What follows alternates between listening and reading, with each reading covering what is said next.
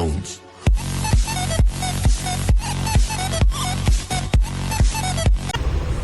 Good morning everyone, welcome to RKP online dance classes. आज एक नया सॉन्ग लेकर चलते हैं। जट का पजामा थोड़ा ऊंचा हो गया। ओके,